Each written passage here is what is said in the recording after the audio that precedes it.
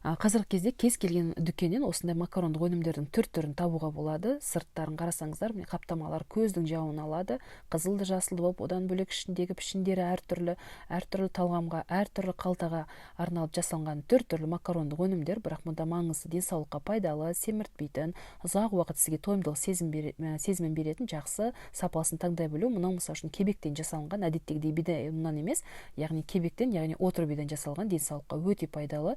Жалпы макарондық өнім таңдаған кезде сыртын оқып үйреніңіздер. Әсіресе мына кішкентай әріптеріне көңіл аударыңыздар.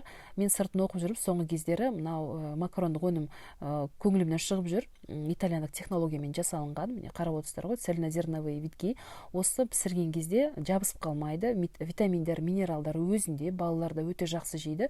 Осы соңғы кездер осы өнімді жиі алып жүрмін, осы фирманың өнімін. Одан бөлек отандық өнімдерге келетін болсақ, Султан өте жақсы, из твердых сортов пшеницы, яғни бидайдың қатты сұрпынан жасалынған. Мынау ресейлік өнім Макфа, өте жақсы. Макфаның бір жақсысы, мұнда әртүрлі ассортименті өте бай, өте жабыспайды бір-біріне пісірген кезде, витамин, минералдар өзінде. Мысалы үшін міне гречневый Макфа фирманікі, яғни қарақұмықтың ұны қосылған, қарақұмықтың денсаулыққа пайдалы екенін барлықтарыңыз білесіздер. Шпинаттың сөлімен жасалынған, яғни пісірген кезде жап-жасыл болып шығады. Мынау міне балаларға өте жақсы, және дастарханның сәнін келтіреді, өйткені қызылды, жасылды болып, және томат, шпинат, соның сөлімен жасалынған макарондық өнімдер денсаулыққа тоже өте пайдалы. Из твердых сортов пшеницы көріп отырсыздар өздеріңіз.